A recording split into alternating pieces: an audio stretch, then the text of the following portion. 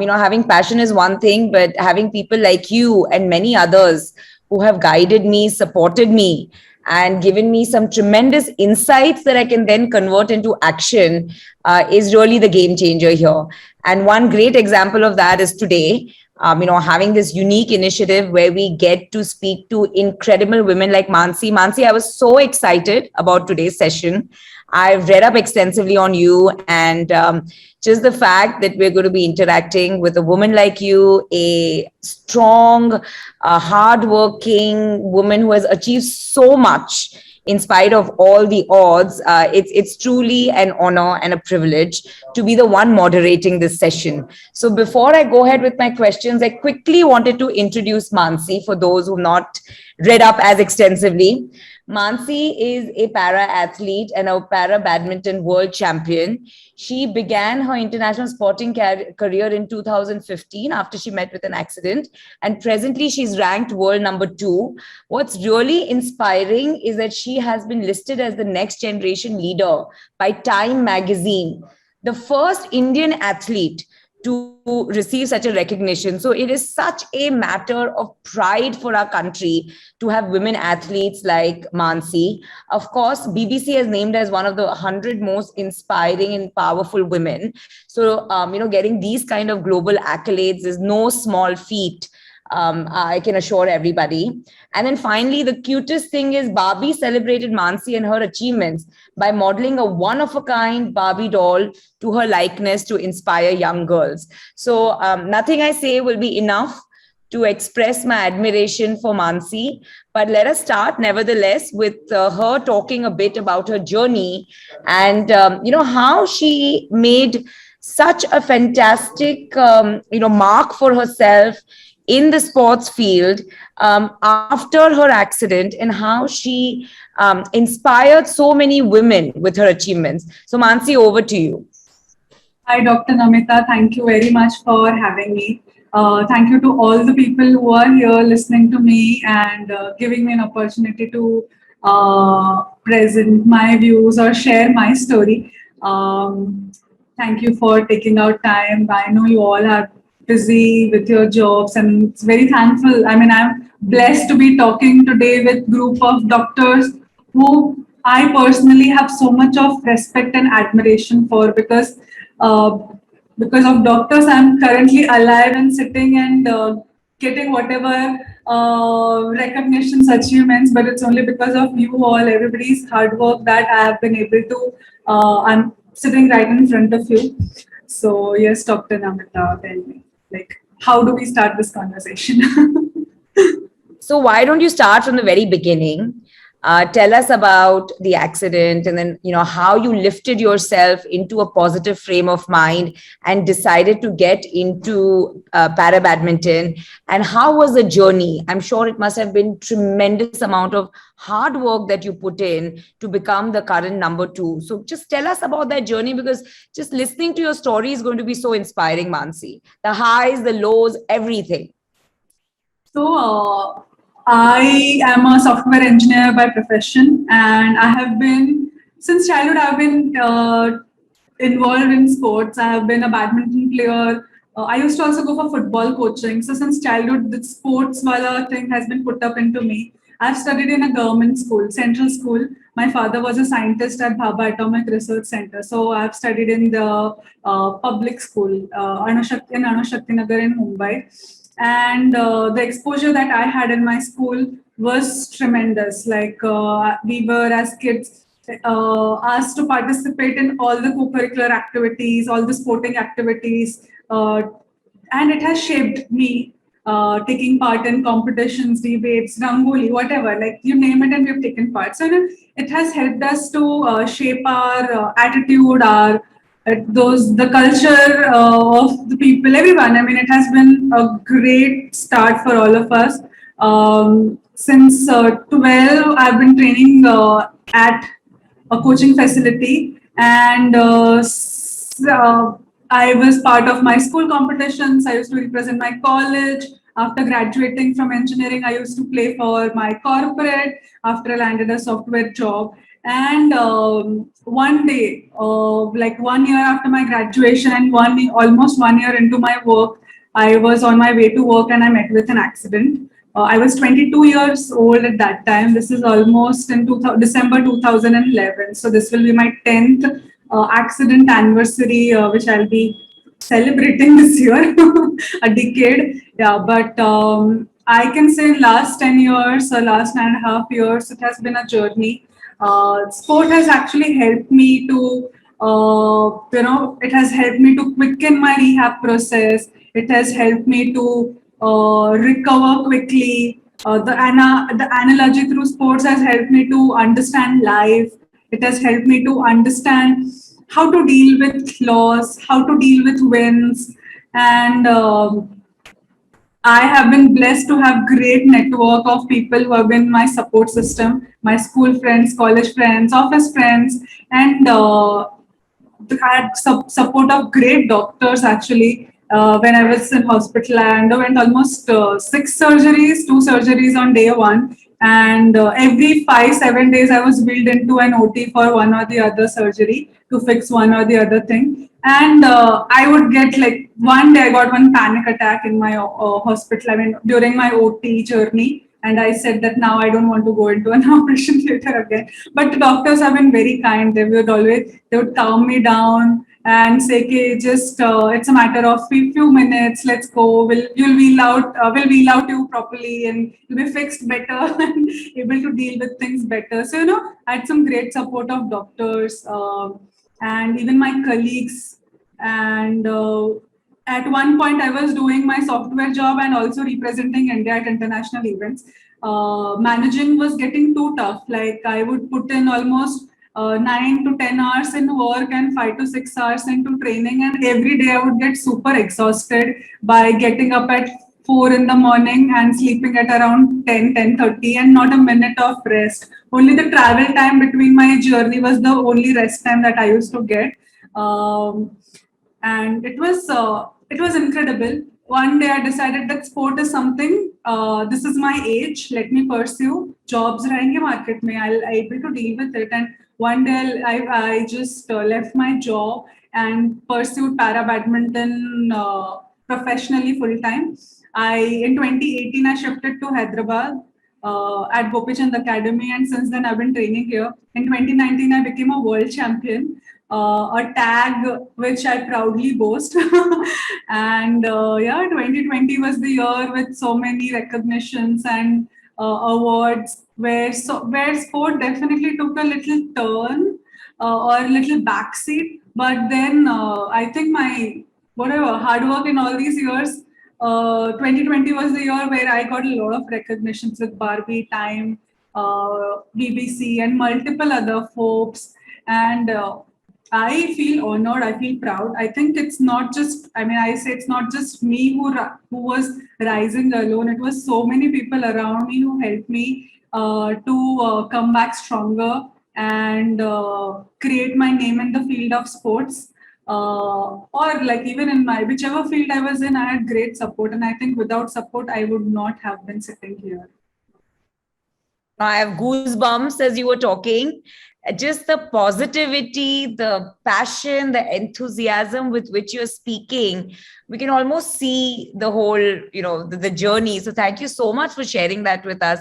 But Mansi, you have achieved so much at such a young age. How do you think about, say, the next 10 years? What are your aspirations, aims, and goals for the next 10 years? For me, I know how difficult it is to be living as a person with disability, especially a woman with disability in India. And I think navigating these spaces are not easy in a male-dominated society, especially sports, which is so male-dominated. And I know the power of sports, how much it has helped me, how much it has made me independent. I live alone. I mean, about how much ever I say I have great network, it's because I'm independent that I'm able to deal with things. I'm empowered through my education. Sports gives me a voice. So I think I want to utilize this to bring about more change, encourage more people to find out their passion, especially in children, women with disabilities too, because everybody is born. I mean, everybody is talented. Only the right kind of direction is required. And I think I want to be one of the enabler to help people to lead their life 100% in doing whatever they wish to be. More power to you, Mansi. We really need more women like you who can not just be role models, but actually want to be facilitators and enablers of change for others, like you're saying. And, you speak with such strength that I'm sure a lot of others will listen to your story and aspire to be like you. So I really, really hope that you can achieve all these dreams and ambitions of yours. Tell me one more thing, Mansi. I know you said you have a lovely support system and a lovely network, but who is that one person who has been your role model and your inspiration? Every time you felt low, you looked up to that person and got that dose of positivity again. So over the years, I think I've had great role models who have been who I've looked up to. Like in books, you read their stories. In TV or in movies, you read about them. You understand their life journey stories. And there have been multiple, like industrialists, politicians, freedom fighters. But I think one person who I right now I look up to is my father, because I have seen him all these years and I've seen him how he has been able to manage his time. He has been a scientist. He has been a Sahitya Academy poet. He is a tennis captain of BARC team. I mean, he has been donning multiple hats and doing great in whichever field he has been into. Even he retired a few years back, but now also at 65, in 2020, 2021, when we all were, I mean, when the whole world had stopped, he was actually preparing, he was studying, and he had enrolled into an online university or open university and finished one course. So, looking at him, I say that, oh, there is no age to, every year is a year of learning and you have to keep on learning and you have to keep on yourself busy. And when I see him, I think I have to be like him, even when I'm in my 60s, in my 70s, 80s, whichever. So, I look up to him and I get really inspired about, because coming, like, everybody has their own struggles and my parents have had their own. And when we know that, when you have your inspiration right in front of you, you don't have to go out seeking inspiration.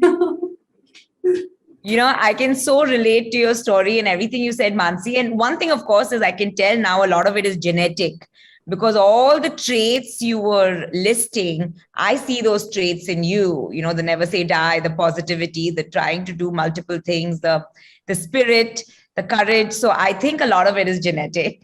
But I don't think so it's genetic. I think you learn it while you are, while you're watching them, you're imbibing it. Correct. And the reason I said I can relate to it is because I feel the same way about my father. My father's 71. And in spite of the pandemic, he's not taken a day off. I mean, he's not sat at home even for a day, because Pharma was working even through the lockdown. Okay. And he's been at office every morning at 8, leaving at 6, and just kind of traveling, meeting people.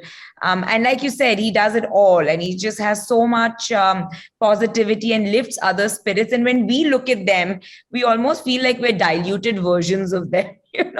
I don't know if you feel that too as a daughter, but it's a double-edged sword. I mean, it's a lot of inspiration, but it's a lot of pressure at the same time, because you almost feel like, can I ever be even 50% of what this man is, right? You have to live up to their expectations and then match their expectations. And even I feel that, can I do this? Will I be able to ever match it?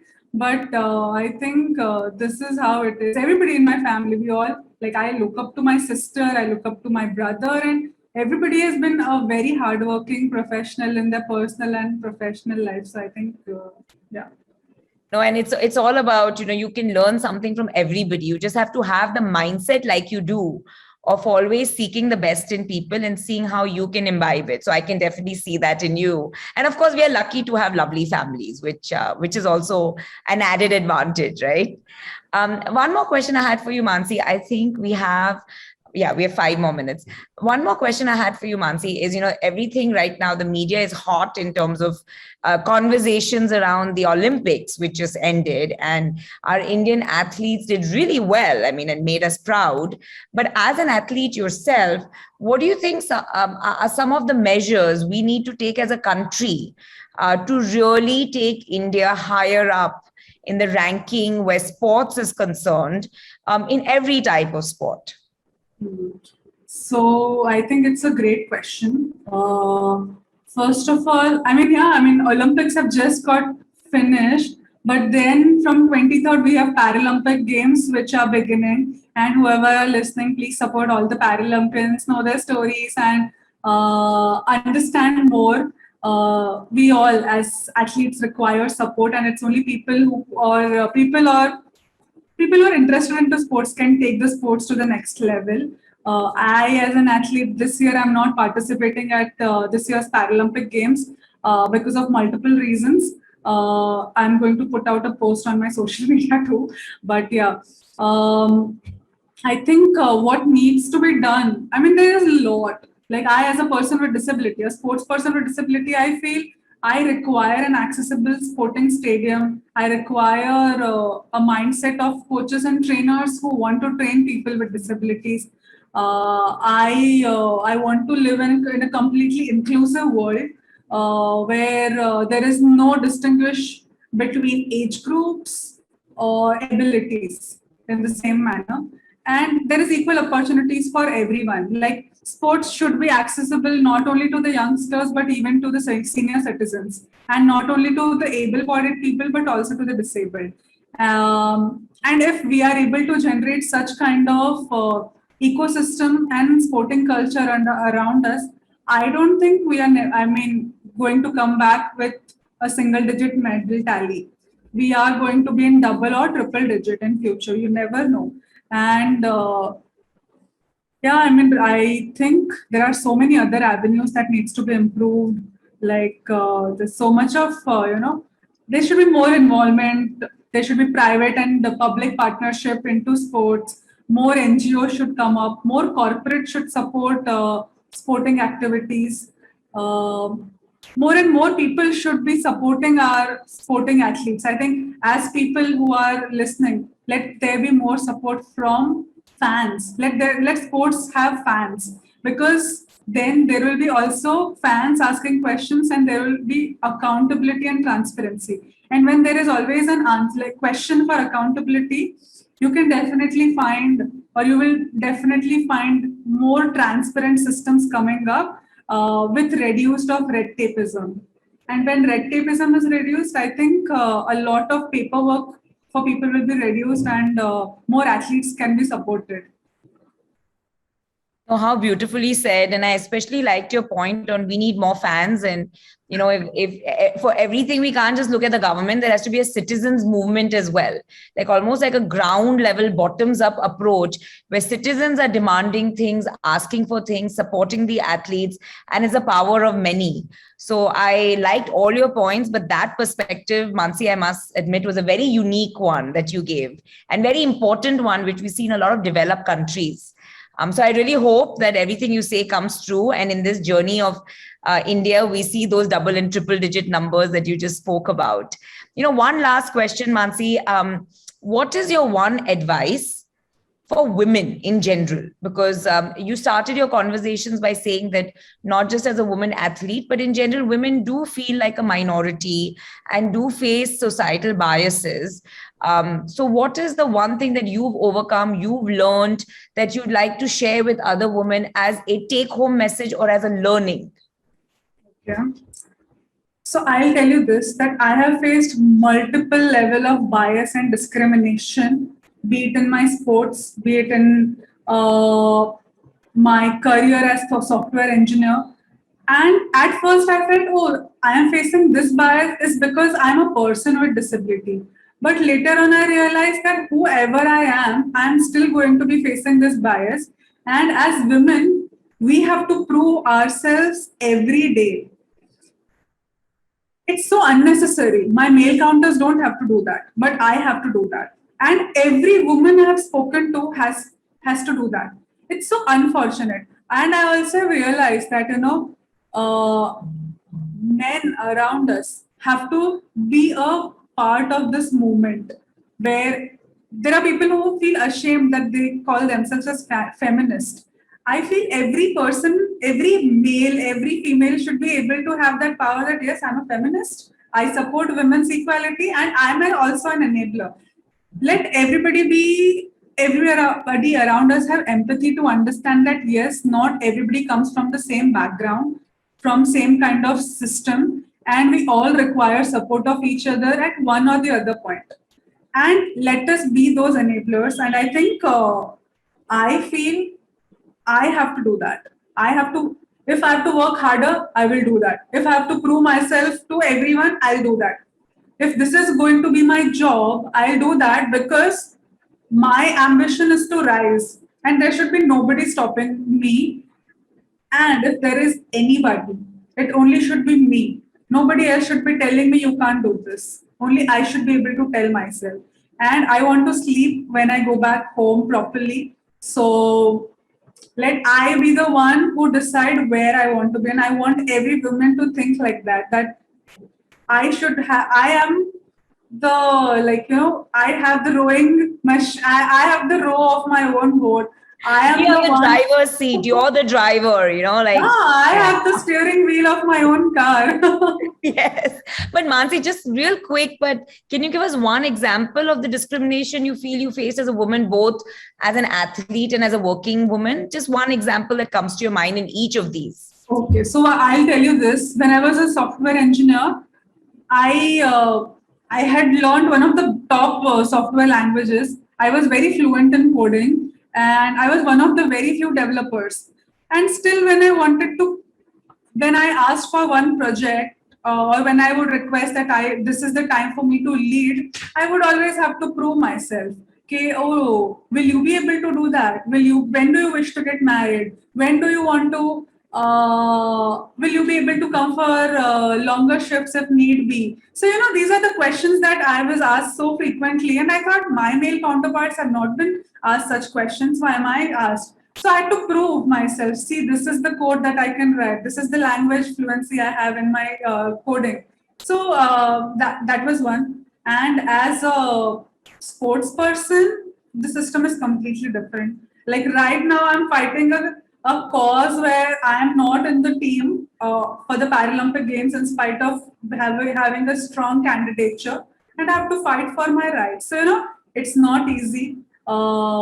It is never easy to be a woman with whatever tag you want to give yourself. I give myself as woman with disability. I'm empowered woman with disability. Still, I have to prove myself, and I think every woman has. And I have so much of respect for women who are at whichever position they are because they have risen to that level by fighting so much of bias, stereotype, misogyny, and patriarchy. And I think we have to do it. There is no other option. I wish there was more understanding, but I wish my next generation doesn't have to face this. So beautifully said, Mansi. And I loved your one statement. I think we should conclude by, sort of repeating that statement where you said, whether it's a man or a woman, hashtag proud to be a feminist. I think you need to put that on your social media next, that just be proud to be a feminist and proud to support the cause. And at our level, if we can make a little bit of a difference, and the word you keep using very often, enabler, be an enabler, we make the path that much easier for the next generation of women, right? And so, with every generation, if we keep doing that, at some point, it will get easier, it will get equal. And it'll just be that much of a better place for women in society. So I think we've taken up our 20 minutes. Sorry, Mansi, you were saying something? So now, when you said now you put it on social media, I want to say on my Instagram, one of my identifier is Narivadi and Ashavadi.